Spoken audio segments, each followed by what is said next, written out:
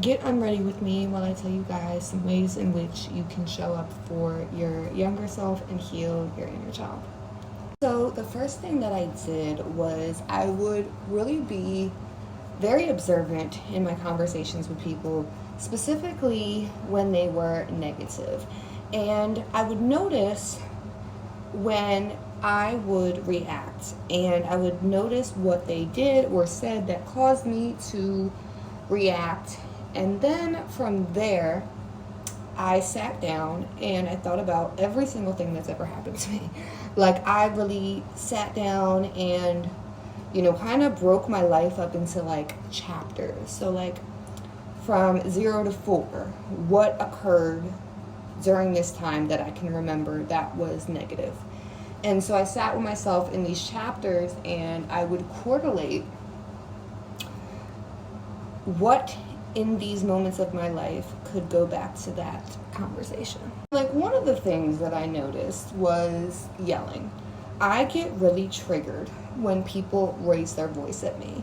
And I know this seems on a surface level as just like a common respect thing, but I mean that it really felt so disrespectful to me in a way in which I really couldn't even put into words. Like, when I would get yelled at, whether it be from a boss, whether it be from a partner, a friend, whatever, I noticed that I immediately would shut down, and that was my response. And I, obviously put that back to childhood when going through my life to, like, I would get yelled at all the time, and specifically for things that I did not do. And so in realizing that this was like a trigger for me from childhood because I was always yelled at, I was like, okay, well, what could I not do in those moments as a kid that I can do now? And it was leave. I leave the conversation, I leave the person now, I leave the friendship, I just leave. I leave the job, I leave everything. And that is a way in which I have set my inner child free because she couldn't leave, but I can. And so it's like little moments like that that you have to really start with. Another thing I did was things that I used to do then. So it's not even just about like removing things from back then, it's also replacing things from back then. Like, I started crocheting. I used to do that a lot when I was a early adolescent teenager, and I really enjoyed it, and it was an outlet for me. And then I just stopped, and so I started doing that again. And then another thing that I did was I finally ate cherry cheesecake again. Me and my grandfather would have cherry cheesecake all the time, and it was a really nostalgic memory for me. And when he died, it was really hard for me to do that, and with blueberry muffins. And so I started to enjoy those things and put those things back into my life, because it didn't have to end with him. Like, why did I decide that now this is just over? I enjoy these foods. Another example is my book. I haven't really told you the story about it, but it was about my daughter basically not feeling like she can express being a witch. I'll get into the whole story time or whatever. And, me searching for all these outlets to try to, like, help her, and like my family didn't really help me explore that, and I always had to hide it. And so, like, I created a book to give my daughter what I didn't have. I think if you're a parent, it's really great to be able to heal your inner child, because you can definitely obviously heal your inner child through your children. And lastly, was forgiveness, and not forgiveness for the people that did things to me.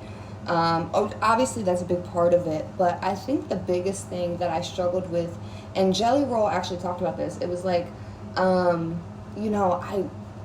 noticed that I would forgive everybody, and I'm like, I don't have anything bitter about anybody or anything that people have done to me, and I still don't feel fulfilled, and I still don't feel happy, and things aren't still happening for me the way that I didn't forgive myself. I didn't forgive myself for all the times that I did things, in times of being lost, or, when I was a teenager, I did a lot of really fucked up things to people, robbed people, just like crazy shit. And I realized that I didn't forgive myself. I didn't believe that I deserved good things. That's why I wasn't attracting good things, because I was pouring all my forgiveness into other people, and not realizing that, being empathic, that I'm giving them all my energy and I'm not pouring my energy back into myself. And it's really my responsibility to tell myself that it's okay to forgive myself for the times when I didn't know better. And I think when you allow yourself the same forgiveness that you give to other people, it can be very healing to your inner child. But yeah, that's just some tips if you want to prosper and become a better person, a happier person, a more fulfilled person. I definitely think it all starts there. A lot of people don't realize how much childhood can affect you, and I know for me, specifically as somebody who was in constant fight or flight my entire life up until 24 years old, 24, 25 years old, it was exceptionally difficult, but it's necessary. So yeah.